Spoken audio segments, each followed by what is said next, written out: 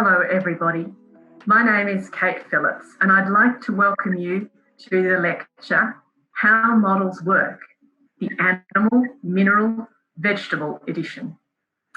It is the next in our lecture series about models from the museum's collection, and in particular, models that feature in the exhibition, the Mini Mega Model Museum exhibition.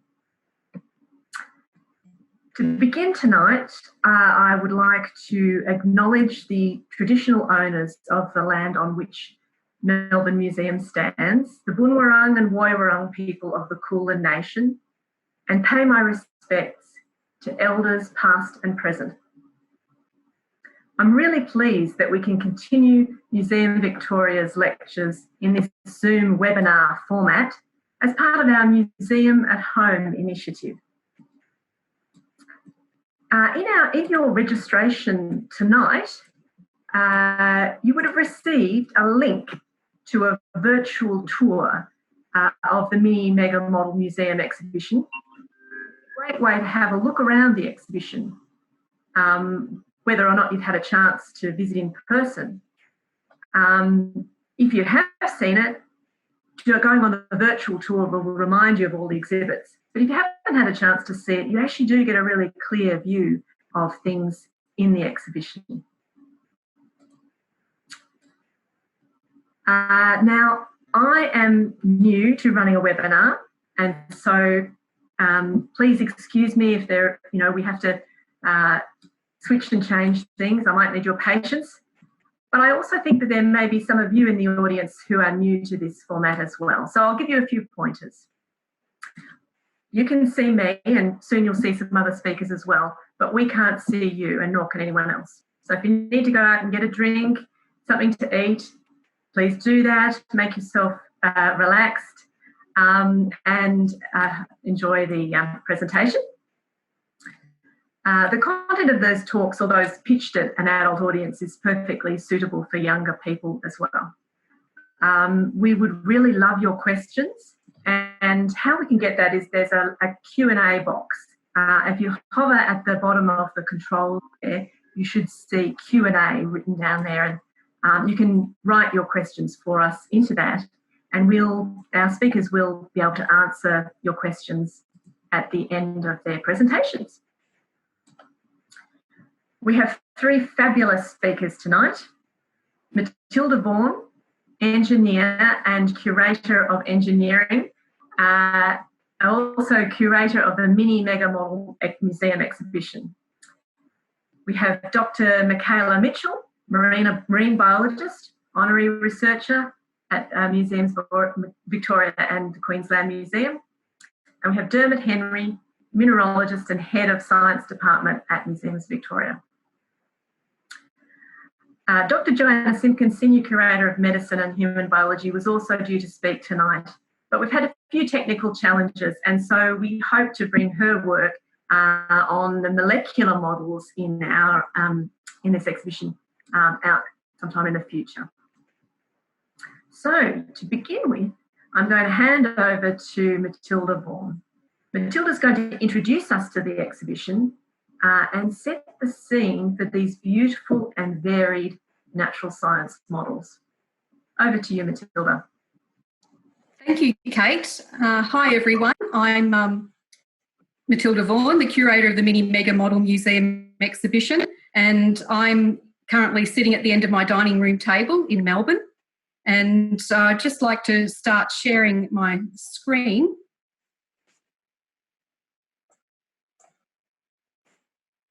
So this is how the entry to the exhibition looked just before we opened in December last year. When we first began thinking about and looking at the models and miniature things in our collections, and this is nearly over 2 years ago, a question that was always on my mind was, why did this model get made? For museum models that have a scientific focus, the reasons are usually to demonstrate how something works or how something looks, and to provide a three-dimensional feel to a wider story, perhaps about biodiversity and habitats, agriculture, pests and diseases, biology, public health, or natural resources. But that's not how they've been presented in this exhibition. The focus has changed, and we're highlighting primarily their relationship to scale. And alongside that, there's the inspiration of the model maker or the techniques or materials that they may have used or the places in and under what circumstances the models were made. The objects all offer some insight into the various reasons why we as humans may choose to remake the world around us at different scales.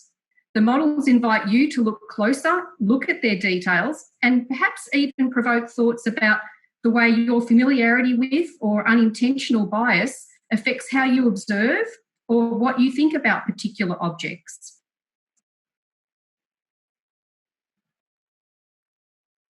So this exhibition has 3 areas, and the spaces within them are also designed to make you think about your relationship to scale. In this area that you see, the objects are smaller than real life, and you may feel like a giant walking amongst these undersized things. And here we're asking, why would someone make these things so small? Then another area where things are the same size as real life and not quite what you may be expecting to see in this space. And here we're looking and asking, how do we make these models look so deliciously real? And here we're thinking about how nature identical features and finishes are made.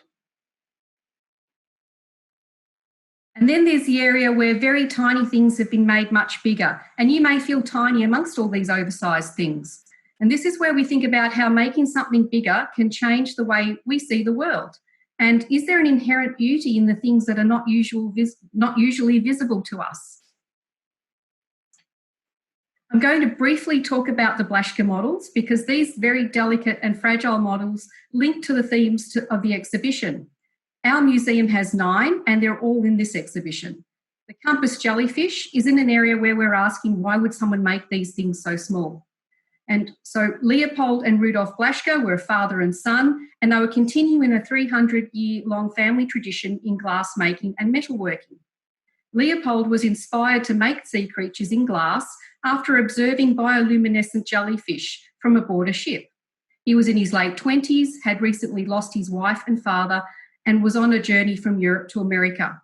When I walk past this model and I look down at it, I think about how he may have felt as he was peering across the water and watching those bobbing jellyfish and their bioluminescent light show. The musky octopus is one of 3 models in the area with the same size things, where we ask, how do they make these things so real? The Blaschkas observed live specimens that they kept in their purpose-built aquarium tanks, drawing them in various poses and using colours and materials to capture the real-life movement of these sea creatures. And finally, the sponge larva is one of 5 models in the area with the oversized things. And here we think about the necessity of a tool such as a microscope to see what is invisible to our naked eyes. The Blaschkas referred to watercolours and sketches by others, but they also observed and drew specimens themselves. Access to this expensive instrument tells us that their business was doing quite well. And this was at a time when microscopes were still a relatively new scientific tool and essential for understanding the invisible world around us. Now into the life-size cafeteria, and down there on the bottom shelf you can just see the musky octopus towards the back of that bottom shelf on the left. And I'm going to touch on the apples that you see at the top left and a couple of the nuggets on the top right. The museum has a very large collection of models of fruits and vegetables made in wax. And here we have a selection of the apples. On the top shelf, there's some made by Thomas Macmillan in the 1870s, and on the next shelf down, there are some that were made by Joy Dickens in the 1950s. And some of those ones don't look quite great. They don't look very great, but there is a good reason for that. The 145-year-old apple that I'm gently cradling on the left looks like an apple and actually feels like an apple with its weight. And all the apples that were modelled by Thomas were grown in the Greater Melbourne area, and this one was grown by Mr. Robert Watmoe in Greensborough. A wide variety of cultivars were grown in orchards and backyards, and these were exhibited overseas in international exhibitions. And being made of wax, it was a way of sharing the variety of your local produce without those problems of decay. And his daughter, Miss MJ Macmillan, continued his work early into the 20th century. On the right is one of the many apples that was made by Joy Dickens, and it was made to look that way. These were made for the Victorian Department of Agriculture, and a copy was also kept at the museum. At that time, it was important to document the types of defects and blemishes that apples got, particularly as they moved from being supplied fresh from the orchard to needing an extended period of refrigerated storage prior to reaching the market. The museum also holds many replicas of gold nuggets. The original nuggets are long gone, their melted value being worth much more than the whole. But before you make a replica, you have to make the mould. And the mould for that slipper replica cast on the left is made in 3 parts and shows how complex, intricate shapes were removed without damaging the mould. In the cast on the right, the real pieces of quartz, as well as a bit of, there are real pieces of quartz there, the little white pieces, as well as a bit of gold leaf to achieve that lustre and the features that can be seen in the original nugget. And here we have an example of a more recent mould. The mould is in 2 halves, but also has a flexible silicone inner, which makes it easier to remove from the real thing and also from its replica cast, and has an outer support made of plaster. Now over to the zoological laboratory, and I'm going to be talking about this large wasp model at the back. The size of the European wasp model is probably closer to the size of a crow. The wasp on the camellia flower in my backyard that was there last weekend was around half the size of my little finger. And when I first spoke to the maker of this model last year, he took me step by step through how he made the model, to all the little details like noticing the tiny hairs on top of the real wasp's head and that they were not made of a uniform colour. He had found that paintbrushes had that same variation in colour and were perfect for him to use to replicate those hairs in the model. When I asked him if he remembered when he actually made it, because that wasn't recorded, he told me that it was for an exhibition about European wasps in the late 1980s. So studying something very closely and then remaking it at scale really helps to retain it in your memory, especially for that model maker. For me, when I might have avoided looking too closely at that real thing, I actually really wanted to see these tiny hairs up close. Now over to the molecular side of the zoological laboratory, I'm going to draw your attention to 3 of the models featured. These bacterium models that are made of glass down the bottom here on the right, the big plastic DNA model in the middle, and one of the 3D printed virus models over here on the left. The maker of those bacterium models began at the Industrial and Technological Museum as a botanical assistant in 1937. Those models were used in displays, educating the public about microbiology and good and bad bacteria. He went on to make 500 models, or over 500 models of fruit, vegetables, pests and diseases over the next 24 years, and retired in 1975 after spending his final 13 years at the museum, not model making, but being the director of the Science Museum of Victoria. And here's a close-up look at those bacteria models, and you can see how the model maker here has even included little tiny glass blobs within these glass spheres, and they represent the spores that are found in bacteria. And Senior Curator of Human Biology and Medicine, Dr. Joanna Simkin, did comment that these models are still a good representation of the real thing. This large DNA model was purchased in 1965 to display as part of a new exhibit about applied biology, showing the relatively new discovery of this particular structure. It was first seen using X-ray crystallography techniques that were developed by Rosalind Russell in 1953 and identified as that double helix form by James Watson and Francis Crick. The model itself shows a development in how molecular models are made, moving from having wooden balls on the end of sticks to different size plastic balls that are sort of clumped together, and to what you see here, these polystyrene shapes that are colour fast and fade and chip resistant, and constructed in the new style known as space-filling covalent models. A year after it was installed, it got a little bit more exciting because it was placed on a turntable and it was rotated. And finally, to a virus model. Structures this tiny cannot be seen using a light microscope, but their form can be revealed using a synchrotron, then a 3D image captured and modelled, and finally 3D printed in a physical form using gypsum powder, binder and ink. This model was used by Dr. Joanna Simkin in an earlier exhibition, Biomedical Breakthroughs, to show how vaccines are made for different viruses. Looking closely at these tiny structures, Dr. Simkin has described them as perfectly arranged, symmetrical and beautiful. And she explains that they are useful for scientists because it's helpful to actually hold them in your hand, to turn them around and think about how their parts, like those blue coloured bits that you can see, interact with other molecules and cells.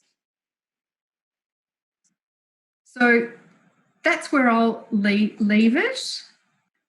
And thanks for tuning in, and I look forward to your questions at the end and passing you back to Kate. Thank you, Matilda, for that wonderful tour through the exhibition. Now, our next speaker is Dr. Michaela Mitchell, who's currently in Queensland. Michaela is a sea anemone expert, and so it's quite understandable that she would be drawn to the glass models of marine organisms and would seek them out at museums that she's visited around the world. So I look forward to hearing more about those. Over to you, Michaela. Thanks, Kate. And I'd like to say hello from sunny Queensland, but it's just decided to absolutely bucket down, which is fantastic because we need to fill up the tanks. My introduction to the Blaschkas was through the Australian Museum, and they approached me to help them sort out a bit of a mess. They'd found a heap of these glass models in a box that had been tucked away in a corner of the museum.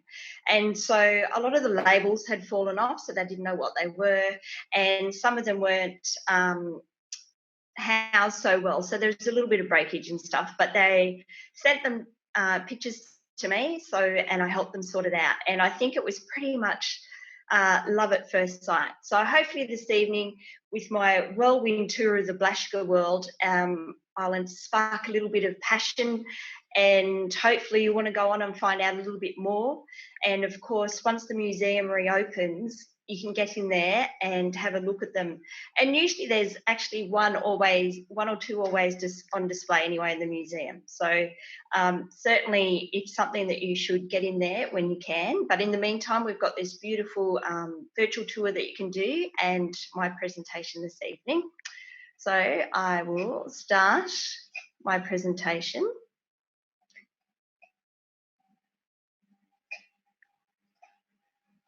Okay, so this evening I'm just going to run through a little bit of the history of the Blaschkas, what they were used for, how they were made, and then we'll follow up with what we do to help conserve them at the moment. So first, a brief history of the Blaschkas. So Leopold and Rudolf, as we've heard before, were father and son. They were based in Dresden in Germany, and that's where they had their workshop. They were keen and avid gardeners, and they loved the natural world. They did actually, so Leopold was the father, and his father was also an artisan and jewellery maker, worked in silver. And so the skills were passed down through the family, and Rudolf the son was probably the most prolific in making models towards the end. They made these beautiful glass models, and they're probably most known for their plants that they made, and they have thousands of them at the Harvard Comparative Zoology Museum. And basically what we use them for, they started with the marine invertebrates, and there's a couple of nudibranchs down the bottom there, some sea slugs. And we've got these beautiful life-size models of some of the plants, but they also used quite a in-depth look at the plant, and they would have structures cast separately, and as you can see there's a fig there, and they've got sections of the plant, and they made individual petals and different styles of the fruit as they were going through their reproduction. So why would you want to use them to teach zoology? Well, quite frankly, the curator at Harvard probably summed it up best. He wanted to teach the students, but one of the problems with plants is that when we press them for preservation, they lose all their colour. They also become 2D, so they lose all their dimension. And so by doing that, you sometimes lose some of the important characters which we use as taxonomists to describe new species. So he had seen some of the marine creatures that Leopold had made in his earlier career, and so he commissioned them exclusively to make this huge collection of plants at the Harvard Museum. And I've had the pleasure of going there, and I was just like a little kid in a lolly shop. It was just the most amazing thing walking into this room and just seeing the exquisite works of art that they had created, and they were true artisans.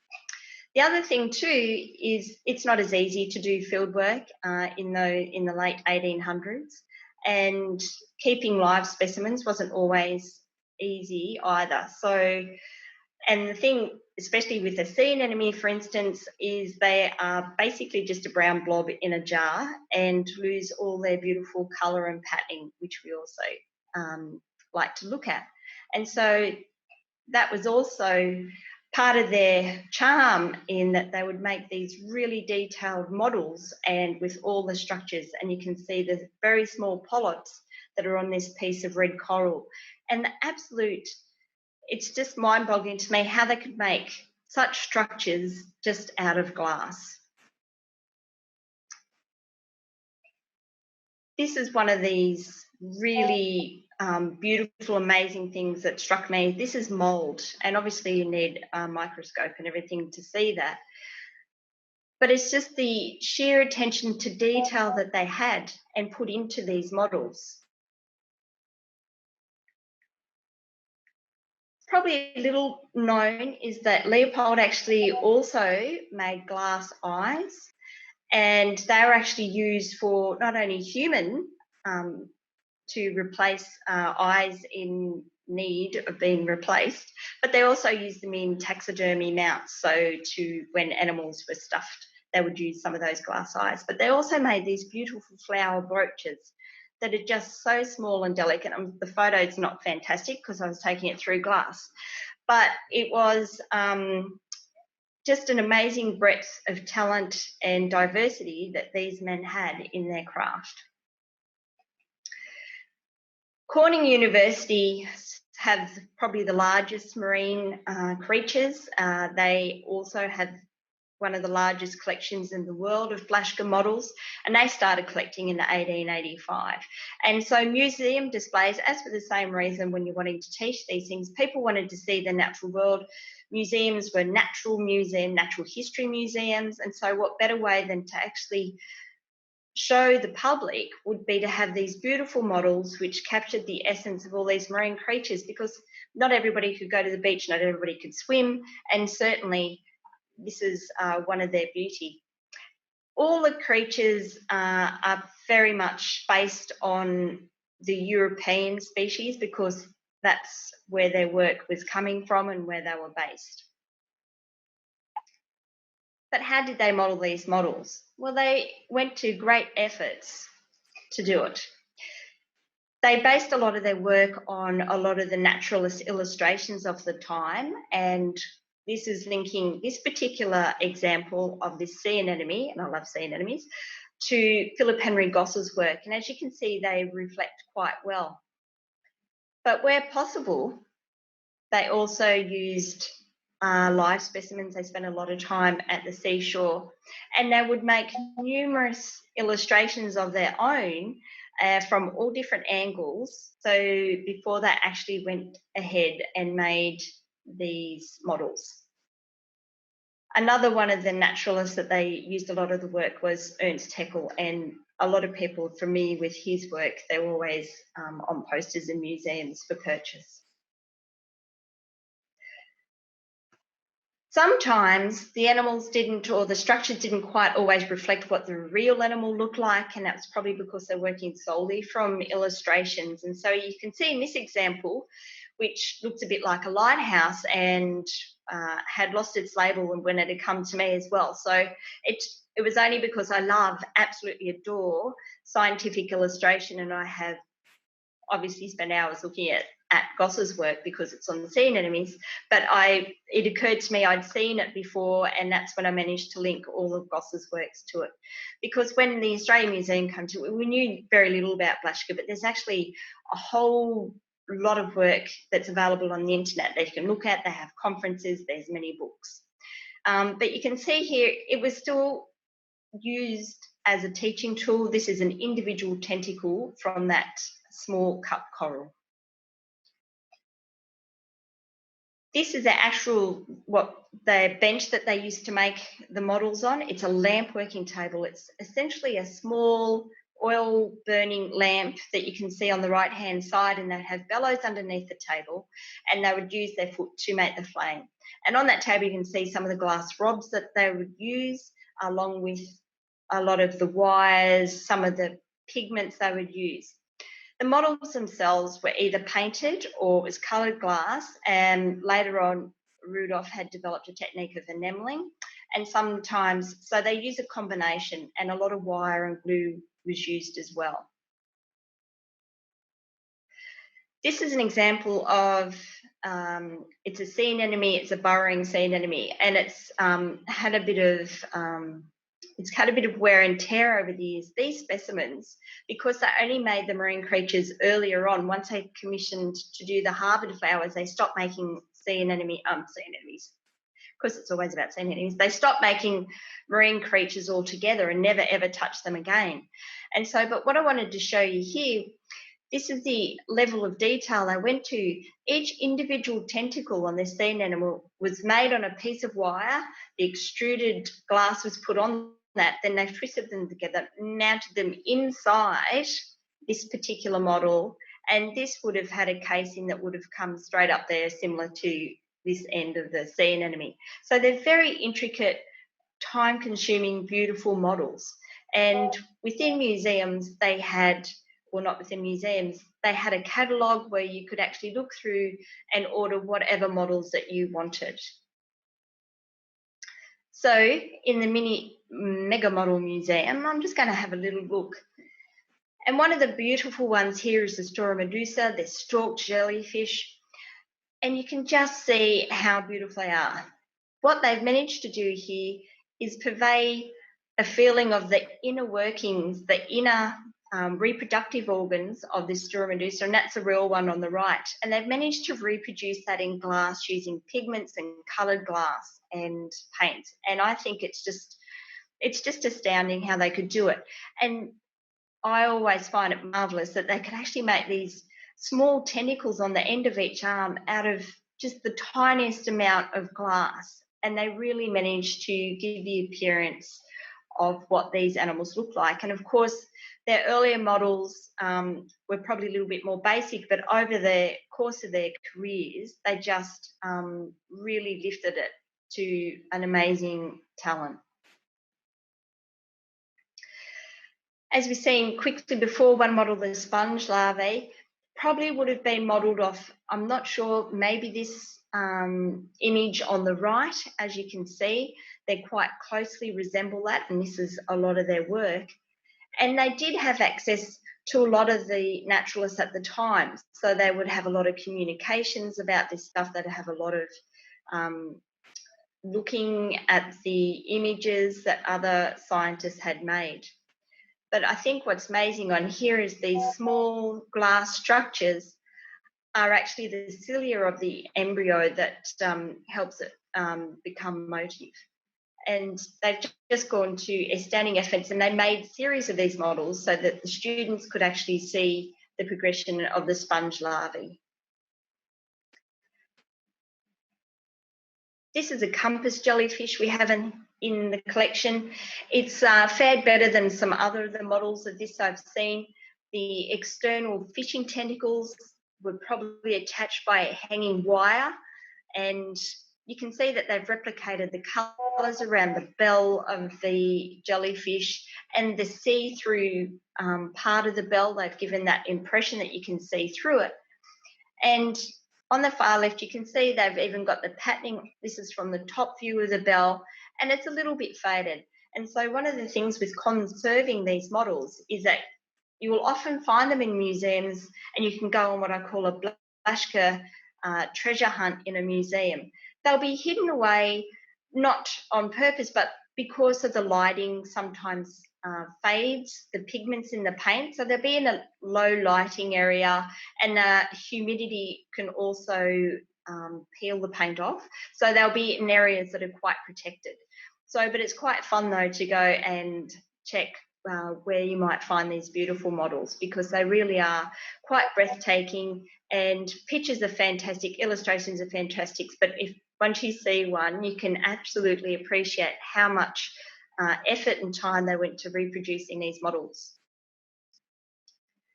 So to the conservation, as I've said, it's quite important. These models are now over 120 years old, more 150, can't even add up. So there's the traditional methods where the conservators sit there and painstakingly attempt to reproduce the glues that might have been used, or to do rewiring of sections where possible, and to clean them as well.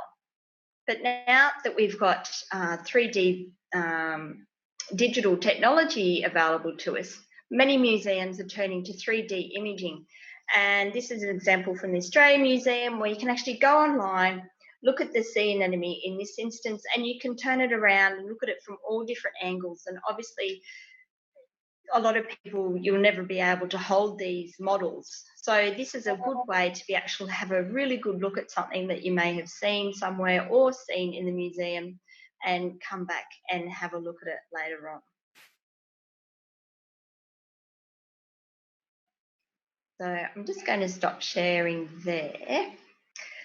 So one of the things that, to my mind, they are extremely important. They are a snapshot in the history of science. They are a snapshot in the history of this art of lamp working.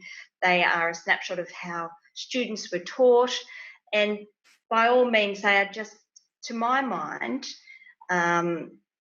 you know, they say a picture speaks 1,000 words. To my mind, models, and in particular Blaschkas, they speak a million words.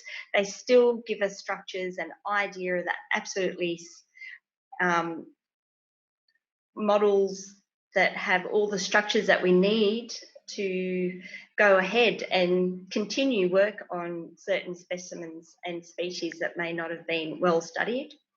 But to my absolute mind, they are the most exquisite example of art and science that you will ever see. And I encourage you to go onto the virtual tour if you haven't done it, and when the museum opens, pop in there and actually have a look at these models yourself. So with that, I look forward to any questions at the end, and I'll hand you back to Kate. Thank you, Michaela. Oh, I'm certainly very excited about having another closer look at those models that you've introduced us to, and it's also just fascinating to know how they were made. Our next speaker is Dermot Henry. Dermot is a mineralogist with an extensive knowledge of Victoria's geology. And one of the most distinctive features of Victoria's geology is the concentration of gold in central Victoria, including some really phenomenal nuggets. So over to you, Dermot. Thanks very much, Kate. I'll try the technology here of sharing my screen.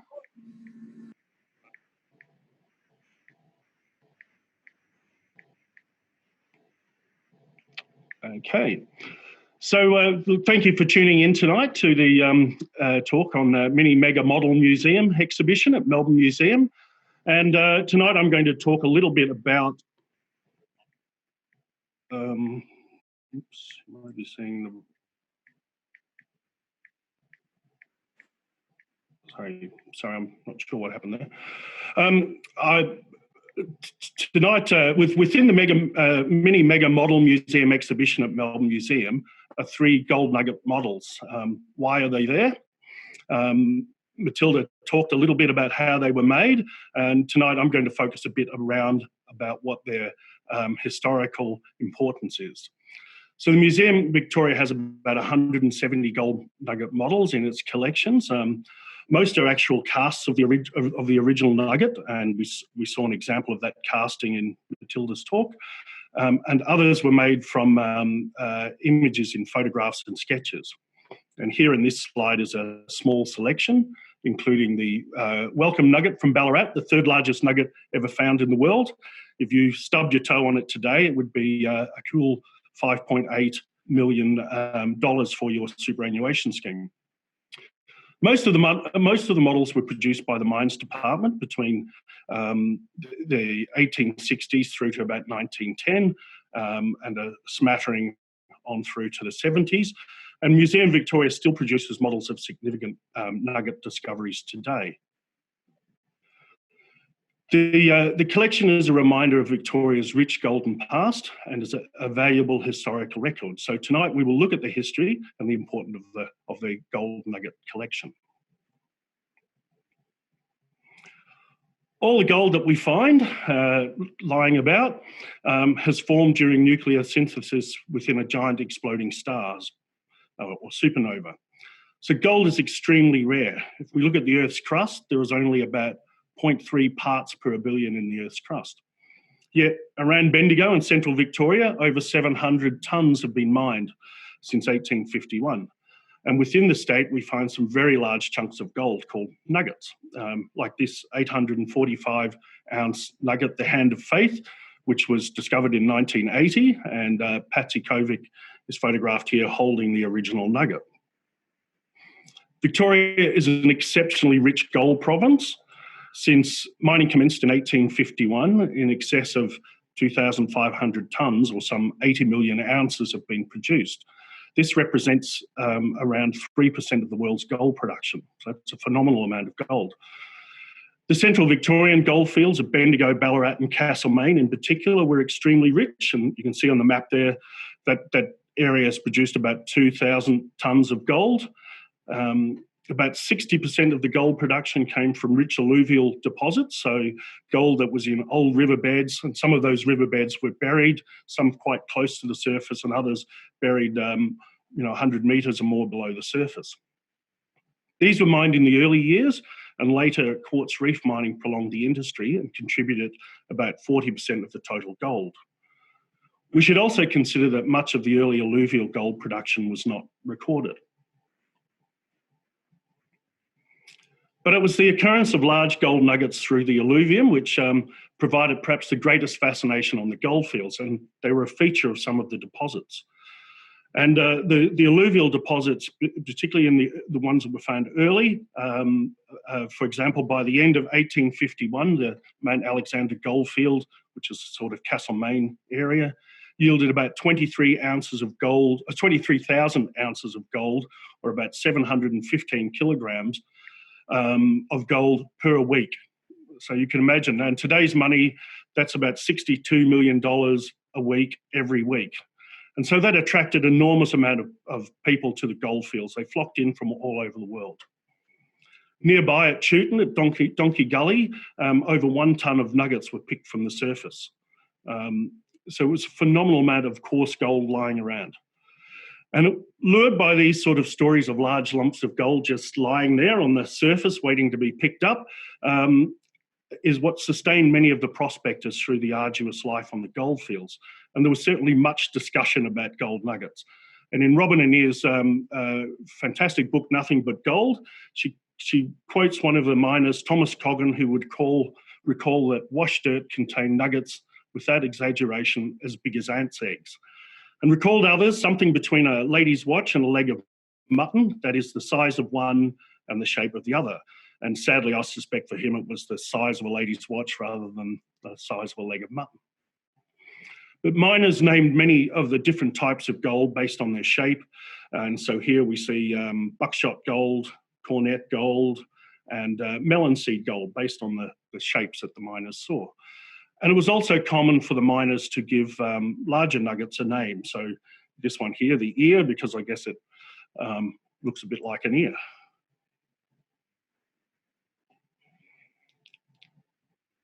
Oops, sorry about that.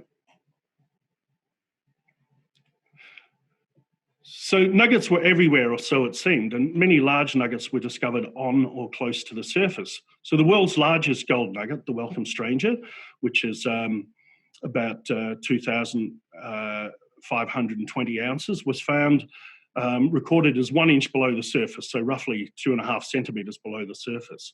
It was just sitting there waiting to be picked up. The photo here is a reenactment rather than the real Welcome Stranger nugget in front of these people, the Oates and Deasons who discovered it.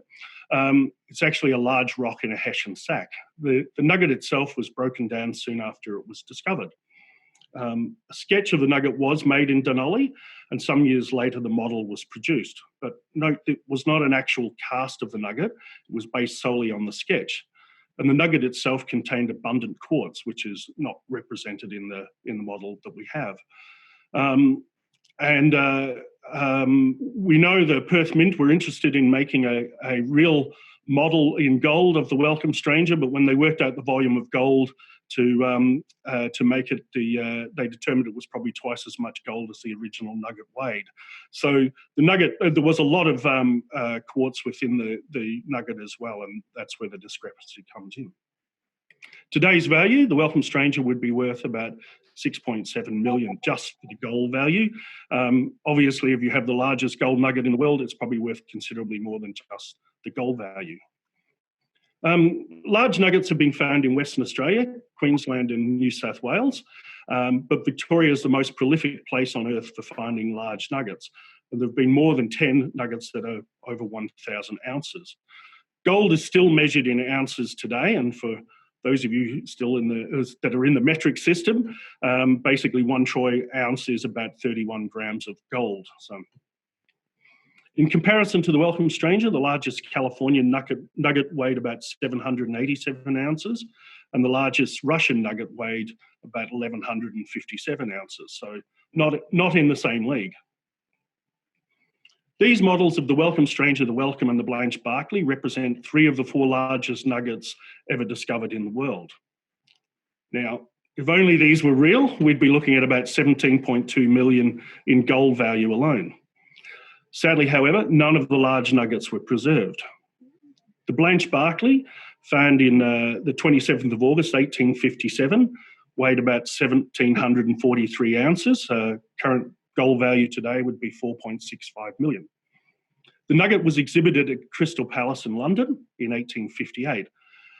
And from the admission tickets alone, for people just coming in to gawk at this big chunk of gold that had been found in the colonies, it generated an income of £50 per week for the owners of the nugget. And that was a lot of money in 1858. The Times newspaper in London in 1858 editorialised that it should be bought for the British Museum, as to let it be melted down for bullion would be an act of national vandalism, as if we macadamised our roads with the Elgin marbles. And you could imagine the outrage if we were to break up the Elgin marbles and, say, pave the freeway with them. Sadly, it was melted down. The British Museum did make a replica of it, and this is on the top left here is an image of that replica. And so these are these models are the only visual records of these huge gold nuggets that were found in the early parts of the gold rush in Victoria. Recording the nuggets. In the early years of the gold rushes, gold discoveries and production was recorded by district mining surveyors, with summary reports often published in local newspapers. And sometimes they would note large nuggets, and sometimes it was just a list of people finding pieces of gold, and it would record the amount, like it might be 20 ounces or a 50-ounce nugget or whatever it might be. For large nugget finds, there was some summary lists started to be created, and in the catalogue of the 1861 Victorian exhibition, there was a tabular record showing the general date of discovery in Victoria and other countries of the most remarkable specimens of native gold. And in 1867, a list of nuggets found at Dunolly and its neighbourhood, nuggets that were over 20 ounces, was published. And in Brother Smythe's landmark book, Goldfields of Victoria, published in 1868, it contained a list of the largest nugget discoveries in Victoria. However, in October 1868, the Mines Department commenced the Nugget Register to record significant finds. This is a picture of the first register, which records nuggets from 1 to 237 from that time onwards. And the info that was recorded was around the size, the depth that the nugget was found, the locality, and the details of the finder of the nugget and any interesting features. And often information was fed through to the Mines Department from some of the district mining surveyors. So this is such a thing for the Poseidon rush in 1906, particularly respecting a nugget found at Poseidon, which was then recorded in the Nugget Register. The second nugget book was commenced in 1875, and it covers nuggets from 238 to 649. And there's a greater deal of discoveries are recorded. And you can see in this part of the register that someone has written the word cast in red pencil to indicate a model or a replica exists within the Mines Department collection.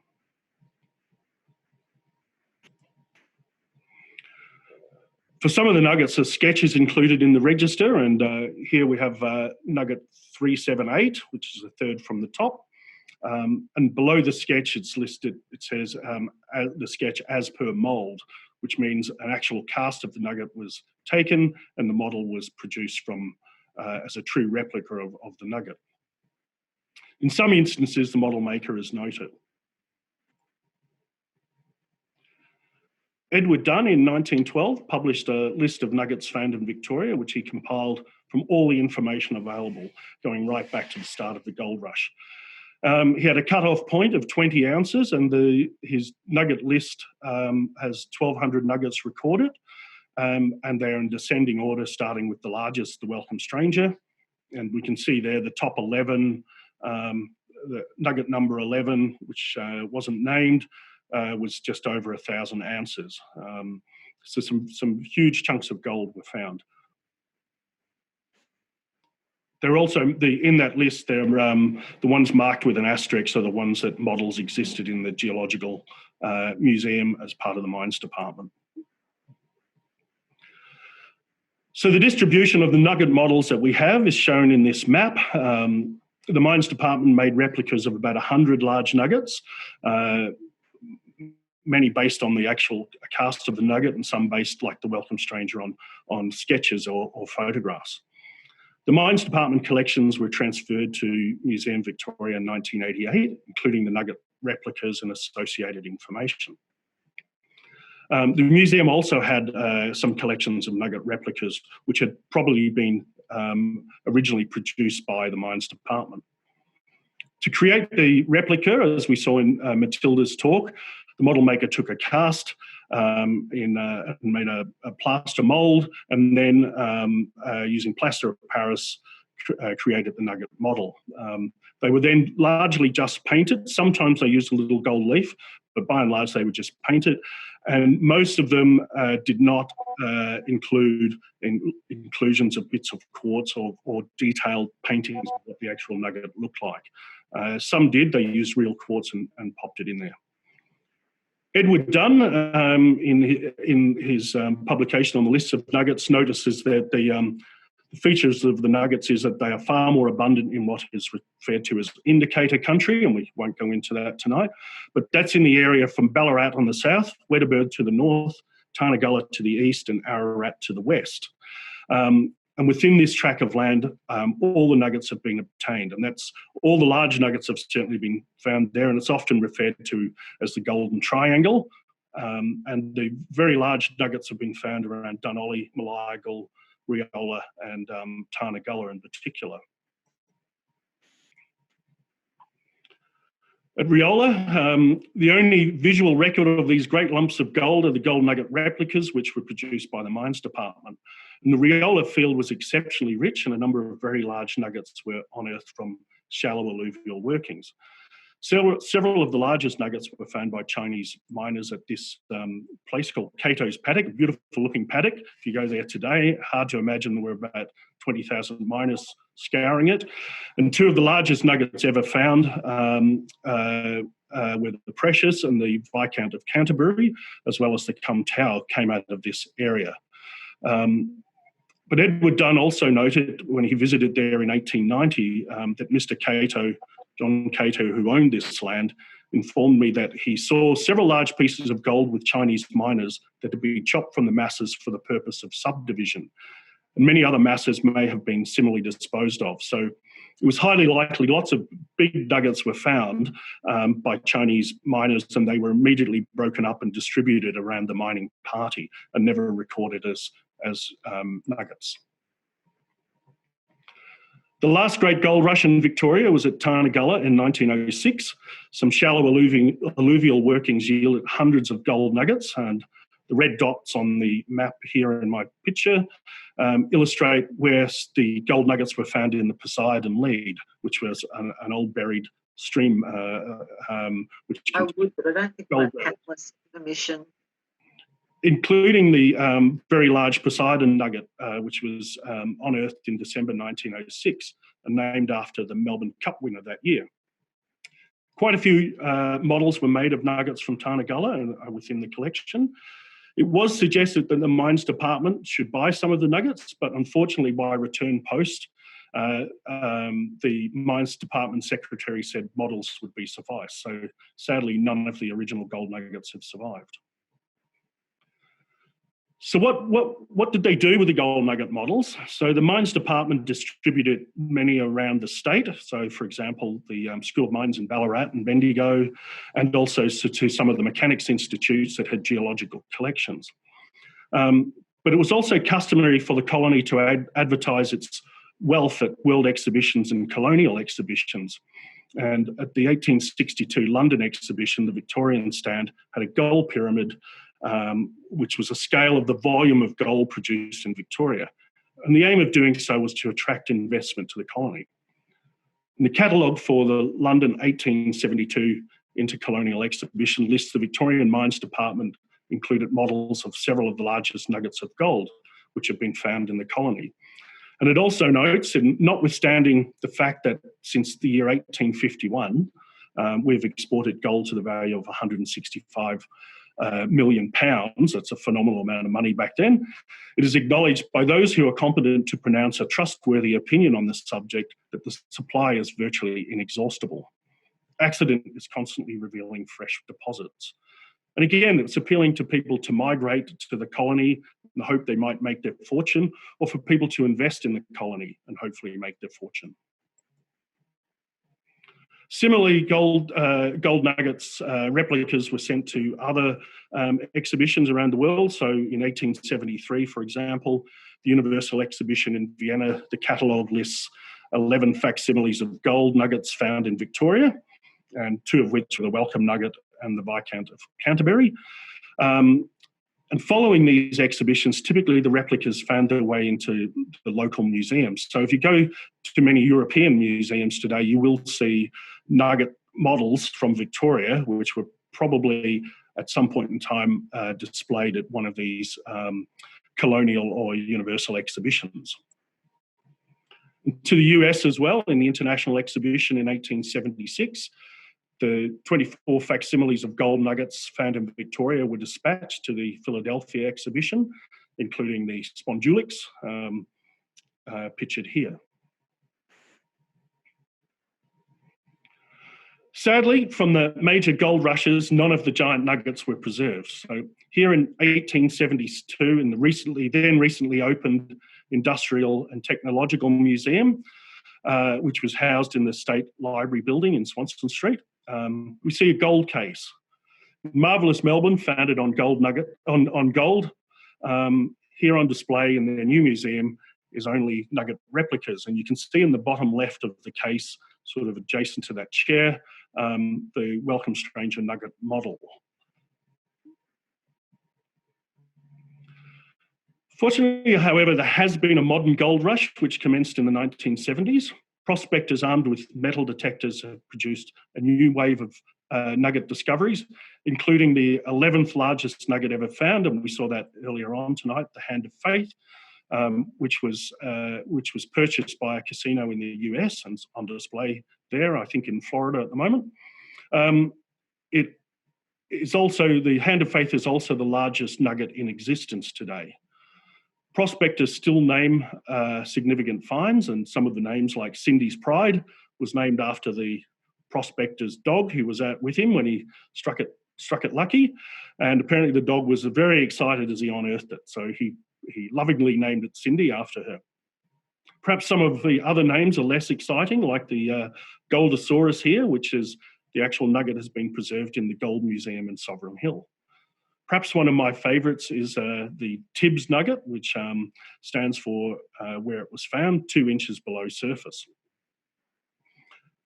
Nuggets are no longer officially recorded, although many do appear. There are many reports appear in the media. Many of the modern discoveries have now been preserved in private collections or museums in Australia or overseas, and Museum Victoria continues to make models of significant nugget discoveries whenever possible, and Matilda showed a little bit of that in her presentation. Our very talented preparatory team produced moulds from the real nugget. They cast it in silicon. They make the mould in a silicon supported by a plaster jacket, and then they cast the model often in more resilient polymers, unlike the plaster of Paris ones, which tend to chip. They also use real gold leaf and do very detailed painting of the model, adding in quartz and also painting in iron oxide staining to produce a really true representation of the nugget. On occasions, we have placed the real nugget on a table next to the replica and asked the owner to select the one they want to take home with them. And often they struggle to pick the model from the real nugget until they feel the weight. And I think that's a reflection on the very detailed, skilled work of our preparators.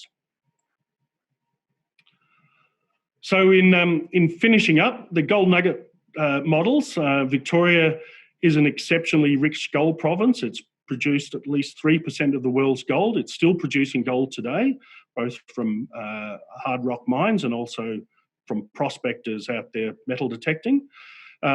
It's produced the largest alluvial gold nuggets in the world, and the gold nugget models are a visual link to the gold rushes and to the unique coarse nature of Victoria's alluvial gold deposits. And I guess finishing up, you should all remember, as all hopeful metal detector wielding prospectors know, the big one is still out there. It's just waiting to be unearthed. Thank you very much. Thank you, Dermot. That was absolutely marvellous. Now, we do have some time for questions, and I'll throw the first one straight to you, Dermot. And it's a question from Alice about, there was one nugget named after a Viscount, and presumably he didn't look like that. Do you know why it was named after a Viscount? I do know that, but I can't tell you off the top of my head. Okay. He may, I'd have to check, he may have been the Governor General or something like that of Victoria. The governor. At the time, yes. One was also named the Countess of Canterbury as well. So yes. I should have looked that up before I used that image. Sorry about that. There's another interesting question here, which I think is really one that perhaps all of you can think about from Jane. And the question is, how has the invention of recent technologies like 3D digital printing changed the art of the model? Does this new technology remove the charm from scientific interpretation, which we observe when we look at old models made of glass or made by hand? Would any of you like to comment on that one? Well, I can I can say a little bit. I personally, I do actually like seeing the hand of the model maker on the objects, and to think about how they may have made it in the times that they lived. And I guess, but I still like to think of the person who's doing the 3D imaging also has the skills to sort of translate what they're seeing into a 3D print. And who knows, maybe 100 years from now, they might think our 3D printed virus models are quite charming for the technology we have at the time.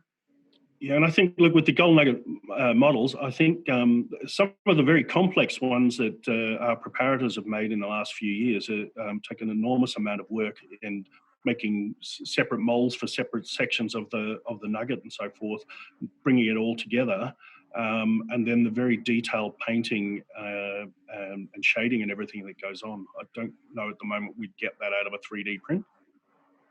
But like you, Matilda, I'm in awe of the artistry of them making those nugget replicas. Mm-hmm.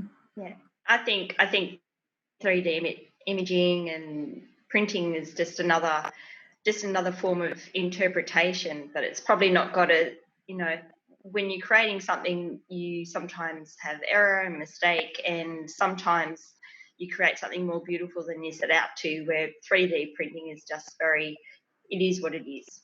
And so I think there's a place for everything, but I still love my Blaschka. Yeah, and the 3D printing's being widely used in the sciences, definitely. Yeah. And following on from that idea about the making of the models, there was a question about the table that you featured, Michaela. Mm-hmm. There was a question about whether it was an actual table or a reproduction, and there was another question about where it was. That is the actual table that they worked on. So that was at Harvard in the museum there. I did stand there for quite some time looking at it in depth, up, down, sideways. It's a very small table. It was only a metre and a half. So I believe people still do lamp working these days, but it's the original table. And because Harvard obviously have a lot of monetary behind them, so obviously because they commissioned all those beautiful flowers and everything, so I think it's probably appropriate that it sits there where they had the most prolific amount of work. We have a question here from Moya saying, asking Dermot to explain why the colours and textures of the gold nuggets vary so much. The colours of some of the old nugget replicas, because they use gold paint, and some of those nuggets have been touched up by our preparators or conservators, but often that gold paint sort of changes colour over time, so they often get a bit of a greenish hue to them. And in terms of the texture, the shape and texture of the nugget is a reflection of how it's formed and then the journey it's had in the alluvial environment, so being washed around by water and so forth. So the nuggets themselves have formed in quartz reefs at depth, and then millions and millions of years of erosion have brought those quartz reefs to the surface, and the gold has been broken out of them and then washed down into rivers and streams and so forth. So that journey, how close they are to the quartz reef, will often determine, if they haven't travelled very far, then they may not be as rounded and smooth. But a lot of the nuggets that we see that are being found today, like the Hand of Faith and that Cindy's Pride one, they all look very alike. Like they're very smooth and often very smooth. And I think that's just an erosional feature on a lot of them. Thank you, Dermot. We have a few questions that are around the detail of some of the animals that were featured in the Blaschka models. One was talking specifically about a red coral with polyps and wanting to know how big the model was.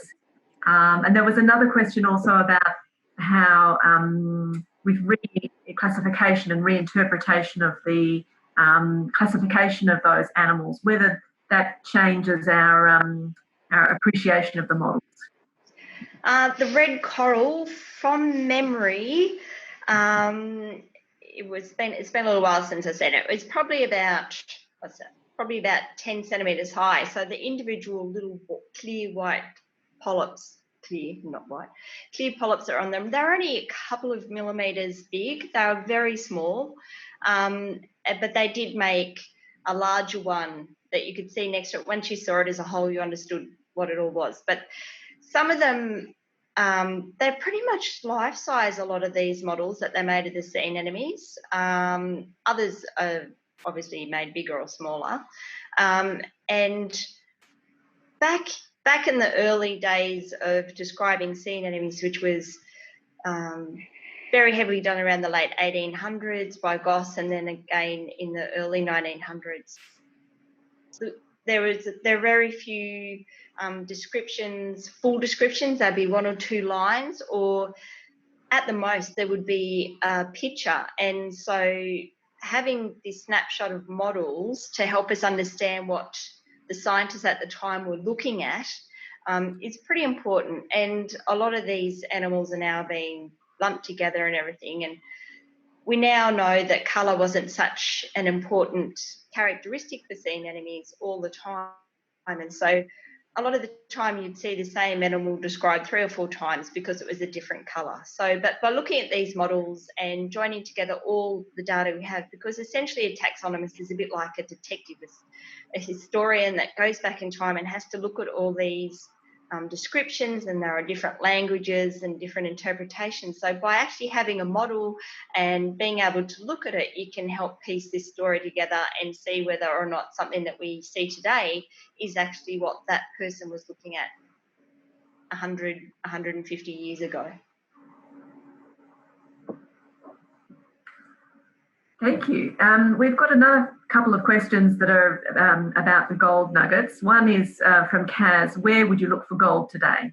Well, people are out looking for gold every day, and they're looking around those nugget areas that I showed on the map. And if you look at things like the Hand of Faith, found in 1980, the 11th largest nugget was found at Malayagal, not far from where things like the Welcome Stranger were found. So they're being found on these old gold fields which were very rich. They were just chunks of gold missed by the miners at that time. At Riola, the people have been picking up lots of gold in and around the areas there, but the same at Tarnagulla. So all of those areas that have historically produced nuggets are still producing nuggets, and every year we would see 1 or 2 that are greater than 100 ounces. But there are lots of people also making a nice living finding small pieces, 1 or 2 or 10 ounces, and an ounce of gold today I think is $2,600 or $700. So nice to find one. Yes, we'll all be rushing out on the weekend, I think. I think we probably need to wrap up our questions, but there is just a keenness, I think, now for people to see the exhibition, and some questions about when it will be open and how long it will be open. And so, Matilda, do you know anything about the plans for the exhibition? I guess given we've had a bit of time where we've been closed, perhaps there's a consideration to extend it beyond its original closure date, which I understood was going to actually be in August, but perhaps it's going to be now extended into the new year. And yeah, so I'm hoping that there'll be plenty of time for people to come and see it in person. Great. Thank you very much, Matilda. I think we'll have to wrap up the questions there. Sorry if we didn't get to yours. I want to thank tonight's speakers, Matilda Vaughan, Michaela Mitchell and Dermot Henry, for giving us a deeper insight into these fascinating models. Thank you so much. Thanks, Kate. I'd also like to thank Rebecca Carland for her work in setting up and running the webinar. We hope you will join us again next month on the 17th of June. We also have another lecture on the theme of models, but this time focusing on technology and some of the wonderful working models and machines in the museum's collection. You'll receive a link to register for the next lecture in a follow-up email. So thanks very much for being part of the Museum at Home, and have a good night.